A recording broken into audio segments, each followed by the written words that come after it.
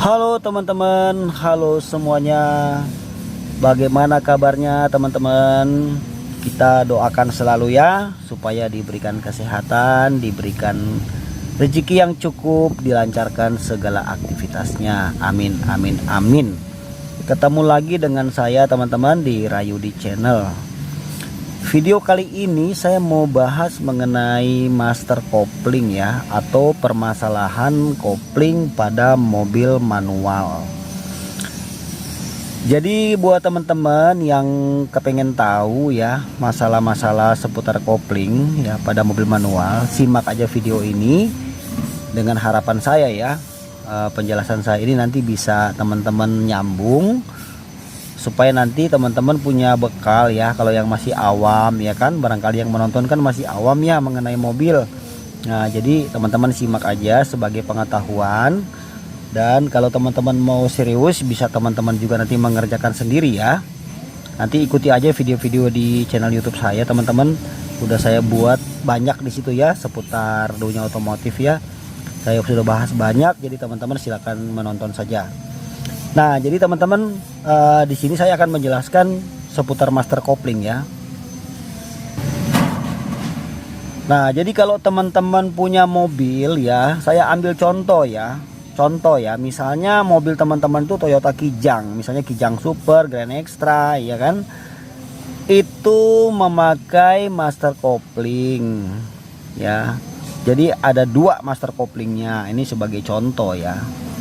Jadi kalau di mobil teman-teman lihat aja ya, kalau misalnya ada dua tempat untuk pengisian minyak, satu lagi untuk pengisian minyak rem, itu berhubungan dengan master rem, satu lagi untuk pengisian minyak master kopling. Tapi kalau mobil Suzuki ya, misalnya Suzuki atau SS ya, Mitsubishi, itu jadi satu dia. Jadi untuk tempat pengisian minyak kopling dengan minyak rem itu jadi satu ya teman-teman ya. Nah untuk mobil-mobil yang seperti Kijang ya, atau Mazda atau Honda yang lain-lain itu ya, yang menggunakan master kopling, pasti dia ada tempat pengisian minyak sendiri ya. Berarti mobil teman-teman sudah positif itu menggunakan master kopling ya. Ada juga mobil ya yang menggunakan tali ya, seperti Avanza ya, Xenia, itu tidak menggunakan master kopling, tapi dia menggunakan tali sebagai penghubung dari pedal kopling menuju ke transmisi, ketemu dengan garpu, kemudian reklaher, itu digerakin oleh namanya tali kopling. Nah kalau misalnya gini ya teman-teman ya, mobil kita tuh pada saat kita menginjak pedal kopling gitu ya, tapi nyeplos ya kan, jadi nyeplos gitu, diinjak nggak bisa ya kan. Ini secara spontan ya, maksudnya secara tiba-tiba gitu. Tadinya kan mobil teman-teman normal nih, masuk gigi lancar ya kan, diinjak kopling lancar ya kan, tapi kok tiba-tiba nyeplos gitu ya, nggak mau pindah gigi, jadi di pedal itu terasa berubah, tidak seperti biasanya ya. Biasanya kalau kita nginjak sedikit aja kan itu sudah kena, ini kok agak dalam baru kena gitu kan. Nah itu teman-teman perlu mencurigai yang namanya master kopling. Berarti ada indikasi terjadi kebocoran pada bagian master koplingnya.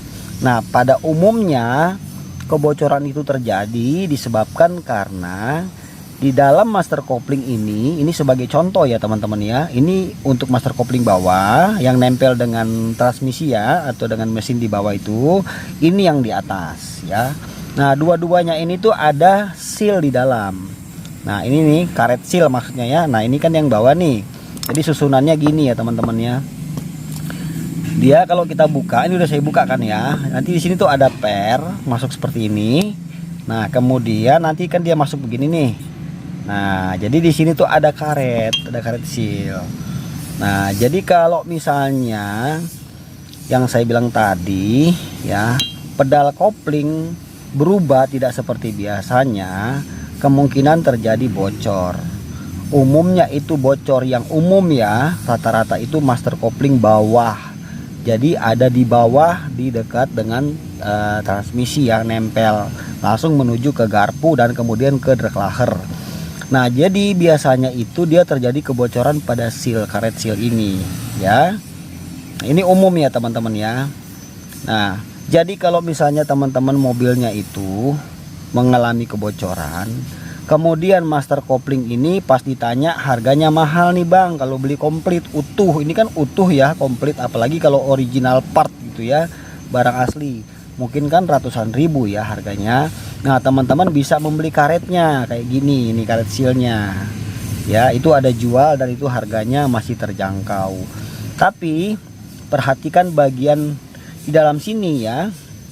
Nah, ini kan dinding-dinding silinder ini harus tidak boleh baret atau berkarat ya. Kalau sini sudah rusak dinding silinder ini, itu percuma aja kita ganti si karet ini ya kan, lebih baik dibeli satu set ya. Tapi kalau yang masih mulus, yang masih bagus ya, teman-teman cukup mengganti karet seal aja seperti ini.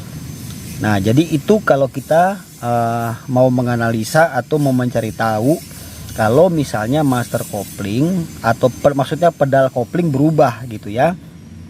Nah, tapi tidak menutup kemungkinan juga terjadi permasalahan pada master kopling atas. Contoh seperti ini ya. Ini contoh ya teman-teman ya. Kalau boleh dibilang sih kategori sealnya masih bisa dipakai ini ya, masih lumayan. Hanya yang terjadi kalau untuk yang atas ini, di dalam kan ada per nih ya. Ini ada per ya di dalam. Nah, ini tuh pernya patah bro, coba lihat. Nah, pernya patah ini kan. Nah, coba perhatikan. Nah, ini sudah patah kan. Nah, maka pada saat ini dimasukkan ke sini kan susunannya per dulu baru ini ya. Nah, begini nanti dia masuk ke sini kan. Nah, jadi pada saat ini masuk ke dalam sini, terus kita pada saat menekan pedal kopling ke sini, ini nggak bisa balik karena tugas per itu buat balikin ini ya, sama buat nyedot minyak supaya kembali. Nah, ini nggak mau balik karena apa? Karena pernya patah. Ini memang langka ya, maksudnya ini nggak umum gitu teman-teman, tidak umum. Tapi tidak menutup kemungkinan juga bisa terjadi permasalahan yang sama pada mobil teman-teman ya. Nah, intinya di video ini saya mau kasih tahu sama teman-teman, kalau mengalami permasalahan ya, berubah posisi pedal kopling sehingga gigi tidak bisa dipindahkan, rata-rata itu terjadi permasalahan di master kopling. Sekalipun ada kemungkinan juga memang masalah di sistem koplingnya ya, kanvas kopling atau drag laher atau mungkin dekrupnya sendiri, itu tidak menutup kemungkinan ya teman-teman ya. Tapi secara umum di sini permasalahannya. Nah, jadi teman-teman nanti cukup mengganti karet sealnya, kemudian patokannya adalah di dalam sini ya, dinding-dinding silinder ini harus dalam posisi masih mulus ya, supaya nanti saat kita mengganti dengan yang baru nanti berfungsi dengan baik, normal kembali teman-teman. Nah, jadi itu seputar permasalahan pada master kopling ya teman-teman ya. Sebetulnya banyak yang berhubungan dengan kopling yang menyebabkan apa saja permasalahan, banyak ya teman-teman ya. Tapi saya sudah bahas juga di channel saya, jadi teman-teman bisa melihat bagaimana cara mengganti kopling, bagaimana cara menyetel kopling, sudah saya bahas ya di channel YouTube saya. Jadi teman-teman silakan menonton. Nah, itu aja teman-teman yang bisa saya bagikan buat teman-teman semuanya di video kali ini. Mudah-mudahan apa yang saya jelaskan bisa tersampaikan ya kepada teman-teman ya, dan bisa dipahami. Oke, demikian aja sedikit berbagi untuk kesempatan kali ini. Sampai di sini aja dulu. Terima kasih sudah menonton teman-teman ya. Jangan lupa buat teman-teman untuk bantu-bantu dukung channel ini ya, untuk tetap bantu subscribe, dan jangan lupa juga dihidupkan notifikasinya. Terima kasih, sampai jumpa lagi di lain waktu dan kesempatan. Salam sukses buat kita semuanya teman-teman. God bless you. Waduh. Udah siap? Jangan lupa like, comment, subscribe guys gitu. Apa kok aja lah, waduh. Buruan. Waduh lah.